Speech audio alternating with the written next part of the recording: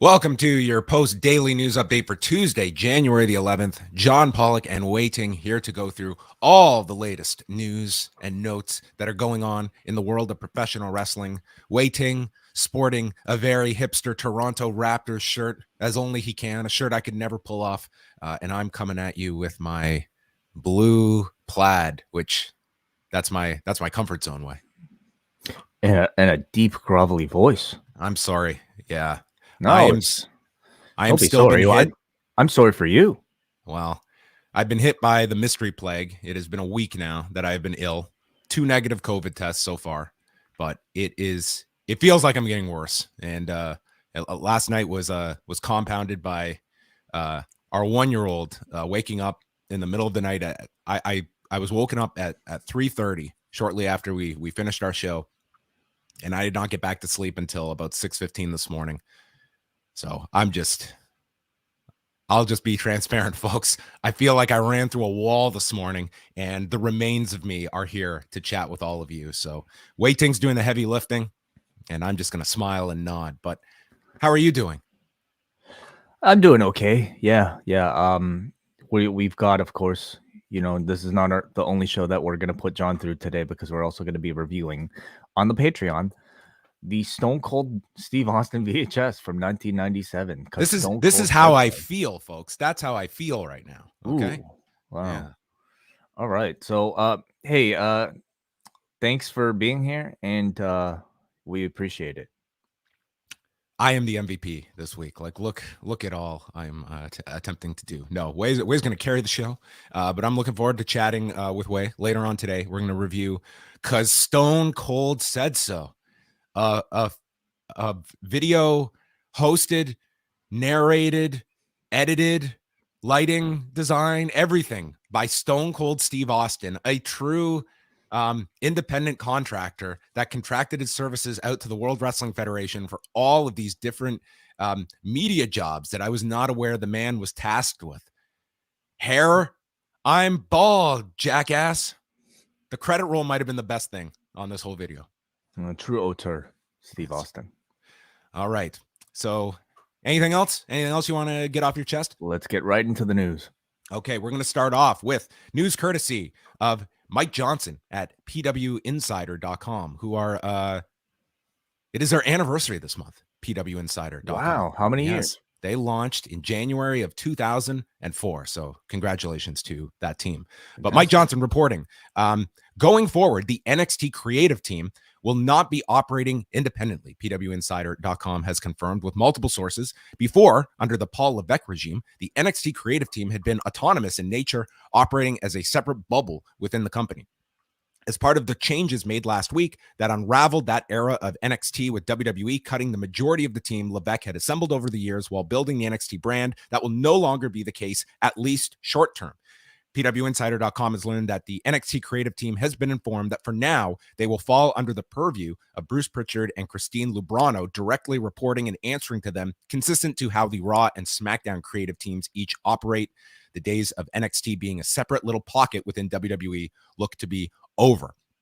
So just taking that in way, I don't think that would come as any grand shock, given the entire kind of goal of this rebranding of NXT has been a more streamlined process. You want Raw, SmackDown, and NXT to be much more in sync with one another. This is consistent with that. So I think you can have your own misgivings about the changes to NXT, but given the philosophy, this is right in line with it, and also comes at a time where we are seeing more integration of NXT with the main roster back and forth with this Grayson Waller interaction with AJ Styles. So, I mean, to me, this is in line with what they are attempting to do.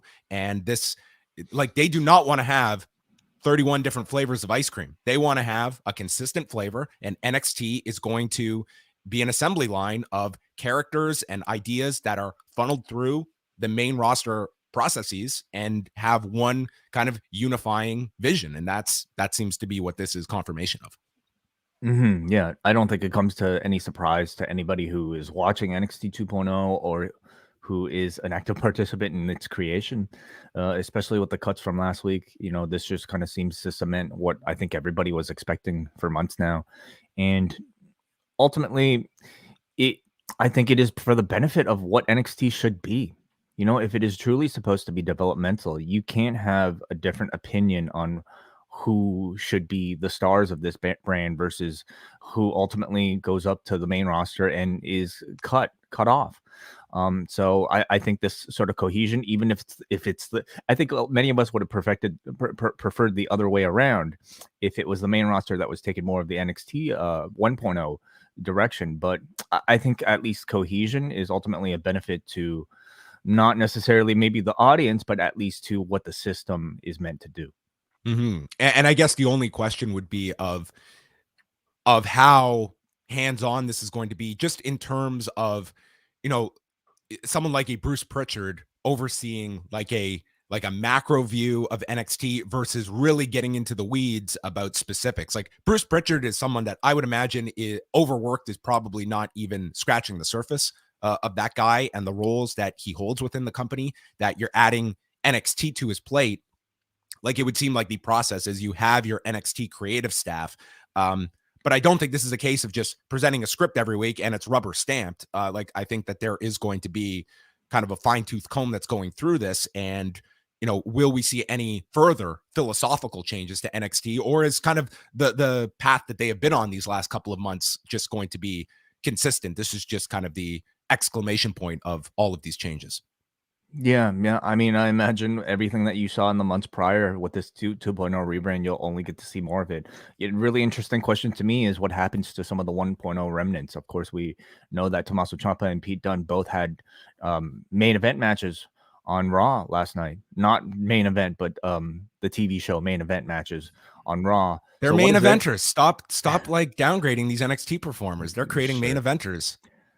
So what is their feature going to be? You know, I think it was already like these sort of like senior roles seem to be something that NXT 2.0 was going to keep. You know, that they would have somebody like a Tommaso Ciampa be able to work with, or people like, for that matter, a Kyle O'Reilly, who are supposed to going to be around and almost TA and like, you know, be sort of these like I don't know, reading buddies for for your Braun Breakers and you know, Von Wagner's. And is that still something that they're intending on, or are we just going to see maybe, you know, main roster guys occasionally get brought down to NXT to work with a Grayson Waller like we're going to see tonight?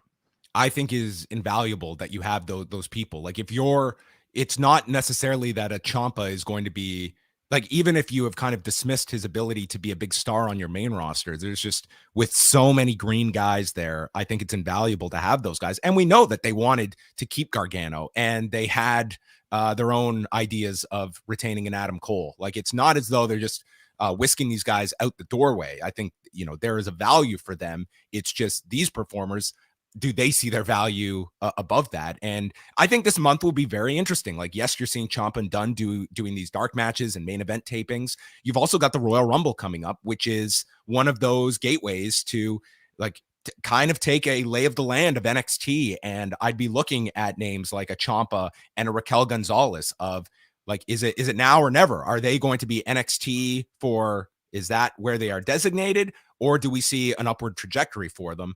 And, you know, the Rumble is that easy opportunity to make that leap.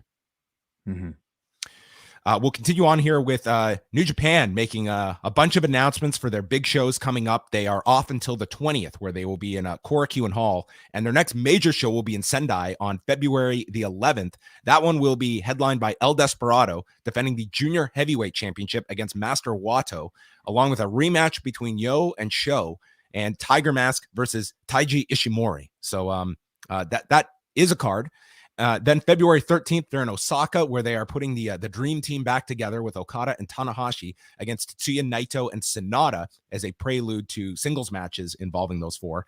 Evil versus Tomohiro Ishii, the match everyone demanded last week. We get more of. It will be a lumberjack match in Osaka. Can Ishii build upon one of the most poorly received singles matches of the last 2 decades that the man has been involved with? That is the burning question in Osaka. Robbie Eagles against Taiji Ishimori and El Phantasmo versus Tiger Mask on that card. And then in Sapporo, they're doing 2 nights, February 19th and 20th. The big matches we'll see on the first night: Tanahashi defending the United States title against Sonata, Goto and Yoshihashi defending the tag titles against Evil and Yujiro, and the junior tag titles, Tiger Mask, Robbie Eagles defending against Ishimori and El Phantasmo. Okada will defend the IWGP World Heavyweight title against Naito on the 20th, with the House of Torture defending the 6-man tag titles against Goto, Yoshihashi, and Yo, and Minoru Suzuki versus Toru Yano, with the King of Pro Wrestling 2022 trophy at stake, which means look out for a Twitter poll to find out what the stipulation will be for that match involving Minoru Suzuki and Toru Yano. Because it's a Yano match, I mean, I can't imagine it being anything as serious as maybe we had hoped when Suzuki won the trophy. But nonetheless, I'm very interested to see what Minoru Suzuki's comedic side is able to do with a KOPW stipulation. So I have some sort of sick interest in that. And it's also fresh, which is more than I can say for the majority of the matches on this lineup. Of course, when you have Okada versus Naito, it's always going to feel a big match, and it's bound to be a match of the year candidate, just even without without seeing it. And that is a singles match they have not overdone over the years. I mean, the last time they met was the Tokyo Dome 2 years ago. So, I mean, that is a program that, yes, they have had their meetings, but they have been relatively spaced out. Yeah. So that's a big match. I mean, Tanahashi Sonata, I think will always have a great match. But I mean, I have to say, for the most part, these cards are just pretty much, similar to, I think, what New Japan has been offering, in that they're not inspiring very much at all. The rosters are very similar. You're doing rematches between this House of Torture and Chaos feud that I don't think anybody wants to see a bit more of. Of course, you do have Sho versus Yo. So among that, and I'm at least curious to see if they can have a better match than what they had at Wrestle Kingdom. Yeah, I am too, because I think it was largely people had, not through the roof expectations, but I don't think they were met. I think that was an underwhelming match given the 2 performers last week. To be honest, like, the thing I'm most interested right now involving New Japan is the Noah stuff, and I really hope that we get some follow up. Yeah, they certainly, like last week's show or this past weekend show, it certainly felt like chapter 1 and kind of introducing some potential singles matches throughout the year that I do hope they revisit, and maybe some hints of that as the anniversary year continues. And the anniversary show is in March, and I would say, in terms of that show, the big question mark is Antonio Inoki, which, I mean, if he shows up, I think that's a massive deal. It's major in Japan, but I think that will be the most noteworthy thing on that show in early March when they're running Budokan. Yeah, definitely. Yeah, as far as the Noah relationship goes, I know there's probably a bunch of legal red tape surrounding, who gets to air what program. But I think at the very least, doing some sort of talent swap, just throughout the card, having a bit of integration and a bit of freshness throughout the lineups for your house shows would probably benefit both promotions a lot. Let's go through some ratings notes. SmackDown on Friday, 2,271,000 viewers, 756,000 in the demo, their highest since the night after Crown Jewel, which, again, that was coming off the last Reigns-Lesnar match. So the clear draw this week was Reigns coming back and Lesnar being advertised for the show. How big does this program feel, Wai? Because they're hoping that this one is going to have plenty of legs until WrestleMania. Like Reigns and Lesnar, it certainly feels like it is on a level unto itself among the WWE programs at the moment. Does it have that feeling for you? I think it does. I think it's been long enough that we've seen the two of them. And you're also talking about a completely refreshed Roman Reigns character from the last time that they've met. You're talking about a very refreshed Brock Lesnar character from the last time that they've met. And both of them feel definitely like better as and fresher and more appealing as professional wrestling characters as the last time that they headlined a WrestleMania, for instance. So it does feel big to me. They are still probably the 2 biggest stars actively in the company right now, and the ratings trends to me make sense. So it's all about, I think, how well they could maybe stick the landing with this Paul Heyman storyline. And they navigated this very unexpected occurrence of Roman Reigns being out due to COVID, I think, very well, to be able to continue and to bounce back and to be able to build a Bobby Lashley versus Brock Lesnar detour coming out of it as well. Yeah. Potential category at the end of this year: best COVID handling. Yeah, definitely. Yeah. Yes. Wow. It could have been one for the past 2 years. What was worst COVID handling? Ugh, Not that's testing at the beginning, getting upset at that's people that disclosed. it's a bit of a tougher question. Yeah. We'll Maybe one move for on. worst of. Yeah, maybe.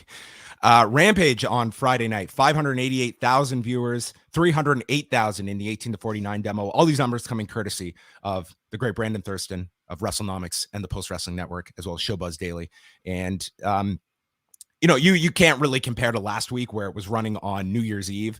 But if you look at the last normal Friday, that would have been on December 17th, and very, very close in comparison to the last normal week that they had. But interesting to look at the quarters for this. And they got off to a nice start in the first quarter, but then in overall viewership, you did see a rise in segment 2 for Hook and their new star, Aaron Solo.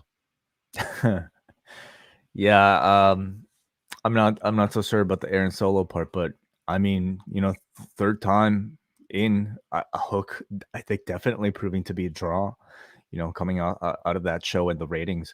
So, it'll be interesting to see how long they keep on with this Rampage experiment for Hook. I think it's a perfect destination to have your Hook matches being featured. Again, it's a shorter amount of time that he's expected to have these matches in. It's a draw for Rampage that I don't think the show otherwise has all that often. But at what point it feels special when he wrestles, and I think Mhm. that's such a key to any kind of professional wrestling, is conveying specialness, especially in this crowded market. It's the idea of, wow, that looks like a great match on paper. I don't think that's cutting it for at least like difference making numbers. It's Mhm. what feels special. What is something that I want to be watching live that feels like an event? And I'm not going to like overplay the hand of what a Hook 3-minute match is, but it does get that kind of buzz. And here we are. Like the first week, we saw the quarters. It wasn't like it went through the roof. It wasn't, parallel to the online buzz we saw. But, you cannot be a slave to, like, ratings are patience, especially when it's creating stars. And I don't think 1 week here, a little bump in overall viewership means a star is born. But it's a very positive trending sign that this presentation is connecting, and Hook, there is elevated interest when you promote it in advance and he's wrestling on TV, and also keeping it on Rampage. Like, he's sort of like this part of the Rampage package as opposed to being put on Dynamite. Yeah, I mean, we often talk about the role of an NXT for a WWE, and I feel like AEW certainly has their vehicles, but whereas I think Dark and Dark Elevation are very much those things. I mean, the exposure is not as high, obviously, as something that's actually on TV, and so using Rampage, your 10 o'clock on Friday, not so much a very coveted broadcast spot, but also a place where you can feature and slowly grow your upcoming talents like a Hook. And if you're lucky enough to have one of those upcoming talents catch lightning and actually be a draw like a Hook, then I think Rampage is absolutely a perfect vehicle. I think to me, it's a sign of what they might use Rampage for in the future. If somebody really, starts to catch fire on a Dark, and maybe start them off on Rampage in these short little matches, leave them as, for lack of a better word, hooks for the audience that is, going to these shows for Dynamite and maybe having trouble sticking around for all of the entire Rampage taping. It's a great little space for the guy, and now we have the data to prove that it actually works. You know who I've really enjoyed over the past week is Captain Sean Dean, who has taken this DQ win over MJF and played it for all it is worth. He's taking credit for the ratings, that he's undefeated. He is on his social media. I think like that's the perfect thing. It's like you've been given like this little thing and just run with it. And I think he has been great to watch him really gloat over this win over MJF. And the last number we have is Battle of the Belts, the big Saturday night TNT special, 704,000 viewers. So it was number 11 among cable originals, 355,000 in the demo. So if you compare drawing a sizable higher audience than Rampage the night prior, and somewhat on par, but ahead of the Christmas night edition of Rampage that was also a Saturday. The big asterisk here is that this special was going against the Eagles-Cowboys game that was on both ABC and ESPN. It was a monster game. And if you look at the Showbuzz Daily charts, there was also this Hallmark movie called The Wedding Veil. And if you look at the 50+ number that this Hallmark show did, it did like a 2.5 in 50+, which is not quite NFL level, but it's not that far off either. It was just insane what this Hallmark movie did. And that's like largely why it did so many viewers. It was like 50+. That I don't think there were too many people on Saturday night sitting down and debating the positives and negatives of The Wedding Veil versus Battle of the Belts, but nonetheless, an interesting number there. So I would say for the first time outway, we were somewhat critical of like how important this show felt. They had enormous competition in the NFL, but I would say a very healthy number for what they did promote, and losing Cody on top of it, which you would assume was going to be the biggest star on the show along with Britt Baker. Yeah, it's a number that definitely surprised me because even going into the show, didn't hear much buzz. For the evening, it's on a different night of the week, and on a week where audiences, I would say, whether or not you're strictly a wrestling audience or simply just an AEW audience, you would have been very satiated with the amount of wrestling content that we would have had over that last week. So how much of an appetite was there going to be for an interim TNT championship match and a women's championship match that I think had enough interest, but was that going to be enough to get people to tune in for 1 hour on a Saturday? And evidently enough people felt that way. So it's more proof that, if you're AEW, if you promote something ahead of time as unique, I would say, at least, there's going to be an audience that will tune in and jump in. So it's a great sign. To me, it's no excuse, though, that I think this was a show that needed to be more important. So a better question would be next time, if it's a similar level of card, if it's a similar level of star power, would they tune back in at the same amount? I'm more likely to think that, AEW will do their best to really bolster these cards next time. So for the next special, number one, does this number give you confidence for TNT that the next special, they should get 2 hours? Because I think that is a bit of a handicap for AEW to program these shows of how much can you put into an hour and how you space it out as well in the calendar. Like, I wouldn't want to make this too close to Revolution, but maybe you're looking at April, or if you're looking at 4 of these a year. But I don't know what the 9 to 10 hour did on TNT, but I would imagine that it was not at the level of what AEW would have held for a second hour for a big special. Yeah, likely not. I mean, if you're AEW, absolutely. Does that come at a different cost point though from what they're paying Tony? Don't know. Not sure, but I would have to think it would be worth it, like to try to get another property and to try to, grab another rating for a Saturday primetime slot. Yeah. PWG, they are holding a BOLA at the end of the month, actually over Royal Rumble weekend, and they have announced Speedball Mike Bailey being the final participant in the BOLA tournament. And these are your night one matches. So we've got Bandito against Speedball, Jonah taking on Buddy Matthews, Jonathan Gresham versus Davey Richards, Black Taurus versus JD Drake, Lee Moriarty versus Alex Shelley, Jack Cartwheel versus Leo Rush, Daniel Garcia versus Kevin Blackwood, and Aramis versus Ray Orus. Are we going to LA that weekend? We are not, but road trip. I wish we could, honestly. Like, anybody who has the opportunity, and of course, if you feel safe by this point, I certainly hope you take advantage and try to go to these shows, because it looks awesome. The atmosphere looks amazing, and it's the only way you can watch this live. Yeah, that's it. You gotta wait for the DVD. Yeah, no, I have to say, I think we've often talked about the role of PWG, like in a modern time, when you already have an AEW, when you have, iPay-per-views from every company that is showing these shows live. Is there a market for a DVD company still? And at least in terms of buzz, in terms of the matches that they're able to promote, and the roster and the lineups that they're able to cultivate, I would say there absolutely still is at least interest. We're talking about it right now. People are talking about it. Every one of these names, when they were announced, I think felt like a big deal. So, yeah. It's an interesting question, because for the longest time, like, one of the reasons was that, well, because we're not streaming this, we are able to get contracted wrestlers from other companies, but there's a lot less contracts to deal with. However, look at this lineup. You are still talking about Impact talent. You're talking about AEW talent that, and you know what? PWG, they are very set in their ways. But yeah, there's no doubt to me. I don't care if the Royal Rumble is going on. Like that looks like a dynamite lineup that people would be certainly going out of their way to see. Look at those trending topics there. Robert Durst dying the other day. Did you ever watch The Jinx? No, I actually don't know who Robert Durst is. I'm sorry to say. I don't want to tell you anything about The Jinx other than it is probably the greatest ending to a documentary series. I would say ever, honestly. Like it is one of, you know, we talk about wrestling with shadows. Like it's amazing that they were there and what they caught on tape. That's like a 2 on the scale of 1 to 10 that The Jinx ends up with. You should just watch it cold. Don't look up anything about Robert Durst. He did Interesting. die. Okay. But it's an amazing. It came out a number of years ago on HBO, and it is.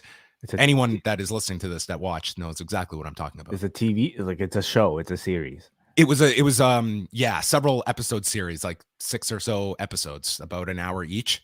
It was really well done. I watched it at the time, and the ending. I think I knew the ending before, but it's still incredible. Okay, I'm looking for things to watch. So sure. How's that way? How's that? That's a tease. That's a great spoiler-free spoiler-free tease. Yeah. and Dexter was awesome. Okay, I've gotten people messaging me. They want to know. It was an incredible course correction on one of the worst endings to a series I've ever watched in my life to a really fantastic end on Sunday. And if people want to talk to you more in depth about it, send me snail mail. What's Wai's address? All of it, care of John Pollock, but send it to Wai's address. He will filter through it. I tried, everybody.